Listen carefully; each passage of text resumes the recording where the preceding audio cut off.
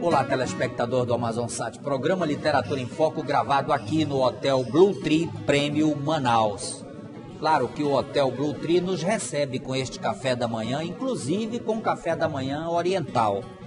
Nosso convidado, Coronel Roberto Mendonça, historiador, que acaba de lançar em Manaus mais um livro, Bombeiros do Amazonas, retrospectiva de 1876 a 1998. E é com ele que você vai navegar na história dessa instituição que presta um relevante serviço à cidade de Manaus. Roberto, como foi os primórdios dos bombeiros no Amazonas? Nós sabemos que no final do século XIX, esses bombeiros não eram militares, eram bombeiros voluntários. Como é que foi o início de tudo isso?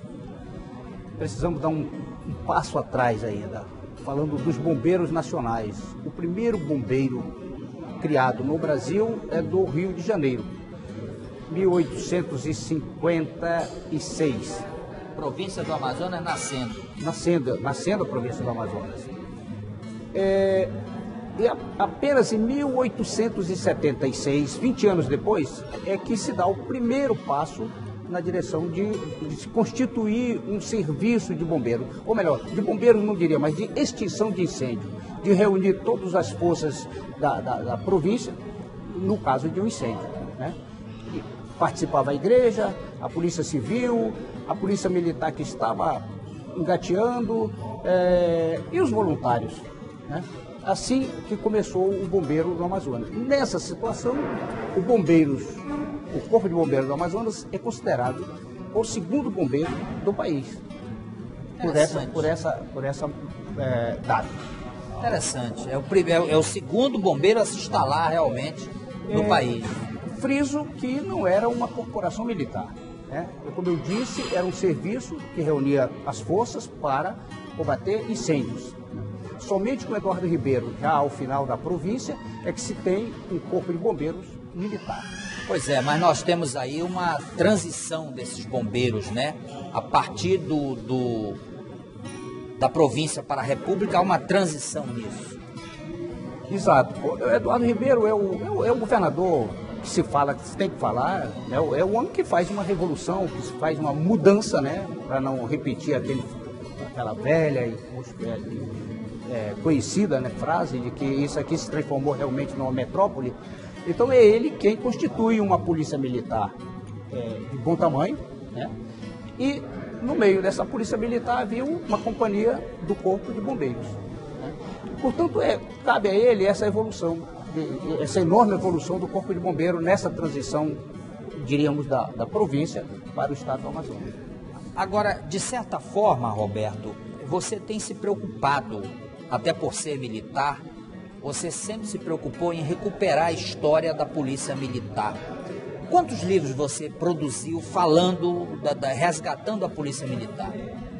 Eu começo dizendo que eu continuo devendo um livro da polícia militar, mas ele está aí já na primeira, já está pronto. Eu trabalhei, eu recolhi muita coisa e fui anotando a primeira legislação da Polícia Militar.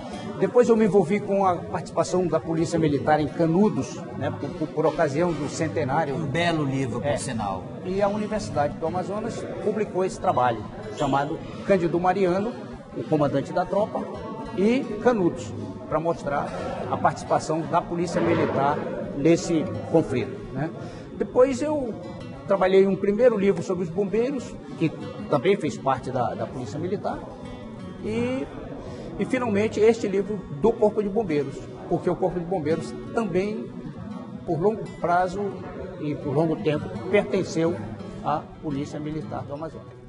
Pois é, mas nós temos aí um momento de decadência, um momento onde os bombeiros começam a ter suas dificuldades. Uma instituição dessa ela depende de recursos, ela depende de material humano, ela depende de cursos fora do estado do Amazonas, ela depende de oficiais comandantes, bons oficiais comandantes e homens dedicados. Homens dedicados. Como é que é? Quando é que ocorre essa decadência? A decadência veio com o próprio Estado, né? Quando eu falava da transição para da província, né? A borracha estava aí e nos deu a Belle Époque, né? A Polícia Militar tinha 2 batalhões, né? Devia ser um policiamento europeu, aqui europeu no sentido de quantidade de polícia para a população. Havia o Corpo de Bombeiros, né? Era tanta riqueza que cada batalhão tinha uma banda de música. E é um outro trabalho que eu estou fazendo sobre a banda de música da polícia, lembrei agora. Então, nesse tempo, era tudo riqueza, né? Ao final, com a borracha, o declínio da borracha, automaticamente tudo foi... E a polícia também foi diminuindo de tamanho, foi encolhendo de tal forma que, ao final na metade do século, era apenas um fantasma. Tá certo. Roberto, eu peço licença de você e de você, telespectador, para um pequeno intervalo. Mas, claro, eu quero falar com você na dica da importadora TV Lá. Vale a pena conferir.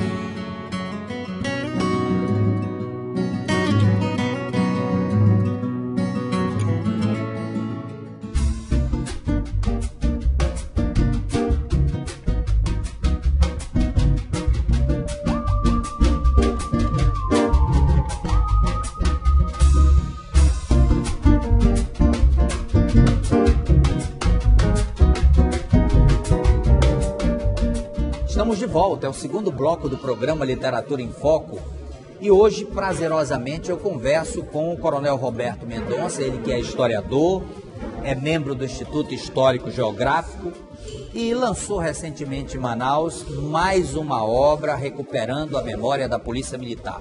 Bombeiros do Amazonas, retrospectiva de 1876 a 1998. Roberto, nós temos um momento histórico importante na nossa cidade, também com a participação dos militares, que é a rebelião de Ribeiro Júnior, 1924.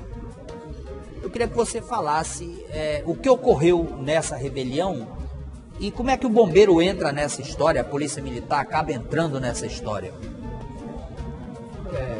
A rebelião aconteceu há exato 90 anos. 90 anos. E ninguém disse nada sobre os 90 anos da rebelião do Ribeiro Júnior, que foi um momento em que oficiais do Exército, né, para quem lembra da história do Brasil, o movimento de 22, né, o famoso tenentismo. Eles tomam o governo do Amazonas, botam o governador para correr e assumem o governo do Estado.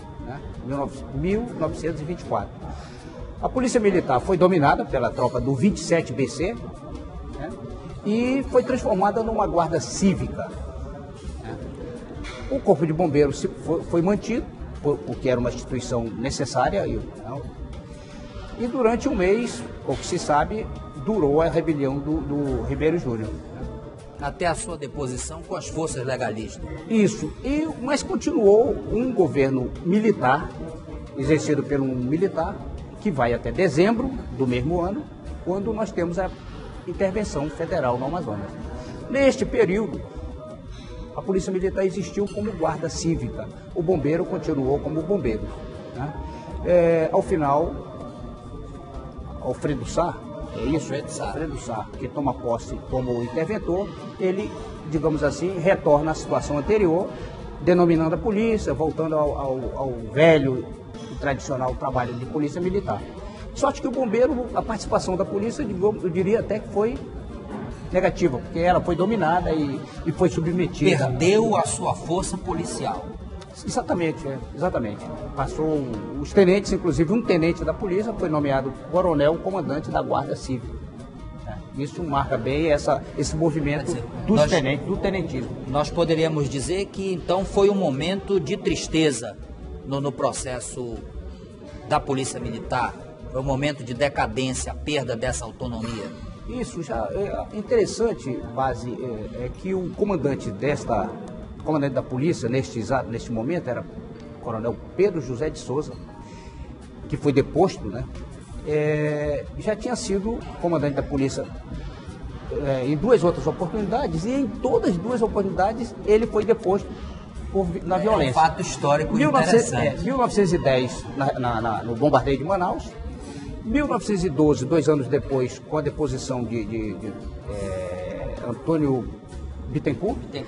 E essa de 24, quando ele foi ferido e ele tentou resistir, mas não havia força para isso, e ele foi ferido e enfim foi para casa.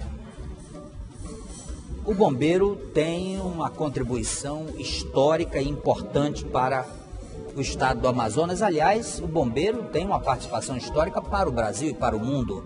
Aonde existe o corpo de bombeiro, ele está sempre participando. Nós temos incêndios que marcaram a participação desses homens, incêndios enormes, inclusive o da Biblioteca Pública. Pois marcaram, mas eu diria que marcaram negativamente. É verdade. Porque os bombeiros já não tinham mais capacidade, pela decadência do Estado, né? Da polícia e do Estado, né? O bombeiro não tinha mais nada. Combatia incêndio com água, né? Algum pouco material, entendeu? E a abnegação do pessoal, diríamos assim, o esforço, a boa vontade, enfim. Era assim que combatia o incêndio, né?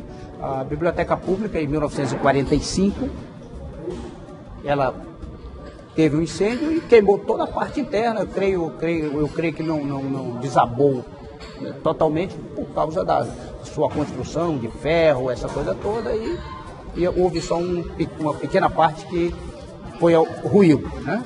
Nesse mesmo ano houve um incêndio em Educandos. Da usina, né? Da usina, do povo, daquele povo que morava na beirada, casas de palha, casas de madeira coberta de palha, e que queimavam porque não tinha, né?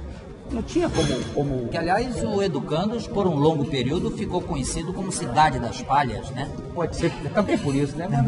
Manaus ser privilegiado por tinha essa cobertura natural, podia utilizar a palha, né? Que era barato e que era possível para o cidadão mais humilde. Mais humilde e tal, mas, compensação era fácil. Perecível, né? Não tinha energia, tinha que acender lampião, lamparina, vela, quer dizer, tudo contribuía para o desastre, né? Roberto, novamente eu peço licença de você telespectador, mas eu não posso deixar de falar para você do nosso Guaraná Regente Zero.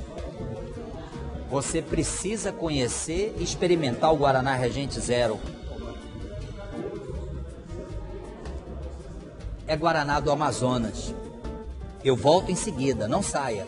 Converso com o Coronel Roberto Mendonça e falamos de mais um livro importante lançado em Manaus. Nós estamos de volta, é o terceiro e último bloco do programa Literatura em Foco. Hoje, prazerosamente, nosso convidado, Coronel Roberto Mendonça, advogado, membro do Instituto Histórico Geográfico e um pesquisador importante com recuperação de momentos importantes da nossa história.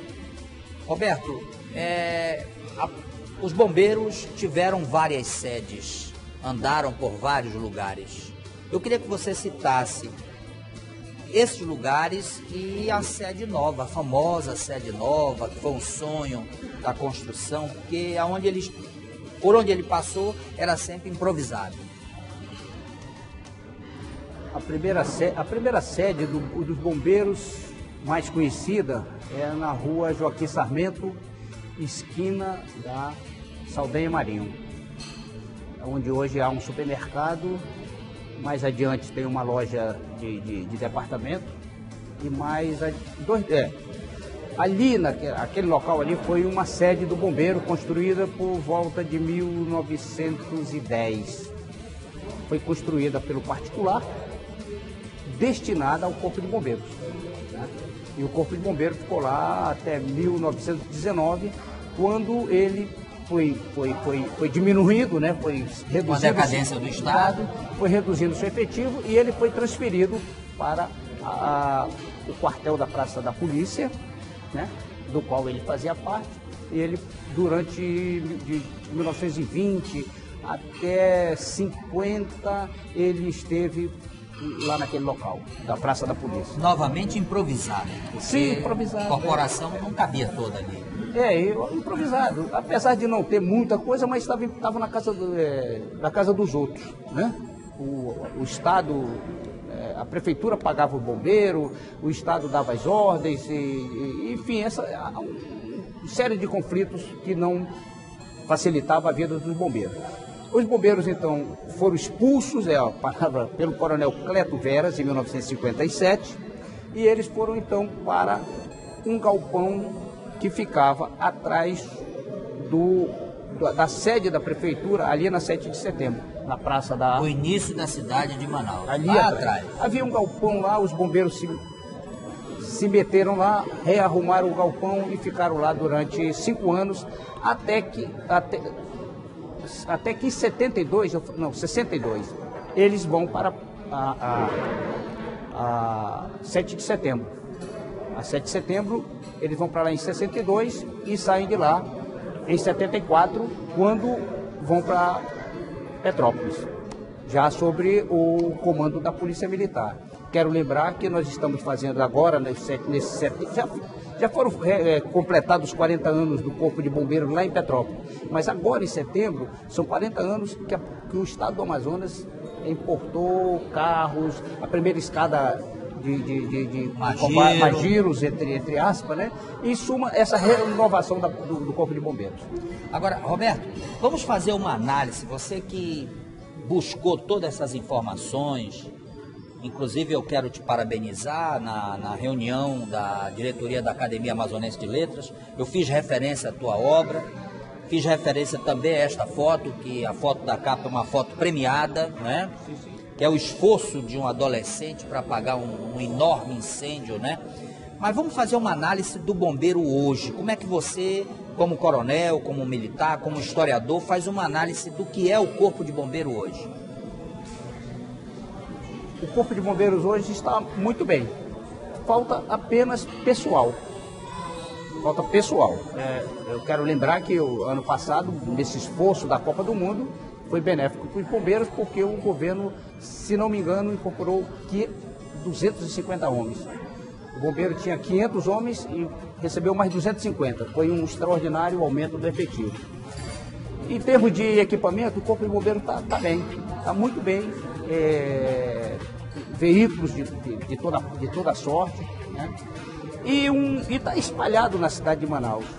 Se o telespectador observar, ele está espalhado em bairros o que é, digamos assim, a técnica do bombeiro. O bombeiro tem que chegar ao local do sinistro no menor espaço de tempo. Ele tem que chegar lá com alguma viatura, com algum pessoal e observar. Se precisar mais reforço, a cidade toda vai para lá. Mas ele precisa atender no menor espaço de tempo. Nesse sentido, o Corpo de Bombeiros está muito bem. É tanto que no governo anterior foi adquirida uma plataforma. Já não se fala mais em escadas mecânicas e tal. Hoje é uma plataforma e essa é uma plataforma, diríamos até especial, porque é a única que existe no país, né? Fabricada na Rússia e que esperamos que o bombeiro não tenha que utilizar, né? Sempre se diz que é bom que o bombeiro treine muito, mas não tenha que executar, né? Agora, nesse período da existência do bombeiro, nós estamos falando aqui de uma retrospectiva de 1876 a 1998, há perdas de profissionais, desses homens abnegados que cuidam para que a cidade seja socorrida em momentos desagradáveis. Você fala dessas perdas, você fala de homens importantes. Eu acredito até que para o período da existência as perdas foram pequenas, embora foram vidas, né? Houve um soldado destemido, afoito demais, eu diria até um pouco irresponsável, porque ele não atendia às ordens do seu superior, e ele morreu num acidente lá no bairro do Morro da Liberdade, onde alguém escavou um poço e colocou um motor de explosão para retirar água. o oxigênio desapareceu, aquela fumaça toda contaminou e morreram os cavadores do poço. E esse soldado foi lá e resolveu, sem nenhum equipamento, desceu lá e acabou morrendo também. Tá certo. Luiz Cícero. E o outro é o Major Sávio Belota, que a cidade toda conhece. Bom, Roberto, foi um prazer enorme conversar com você, especialmente falar desse livro importante que recupera mais um momento da briosa Polícia Militar. Hoje falamos de bombeiros do Amazonas. E agora você tem a oportunidade de se despedir.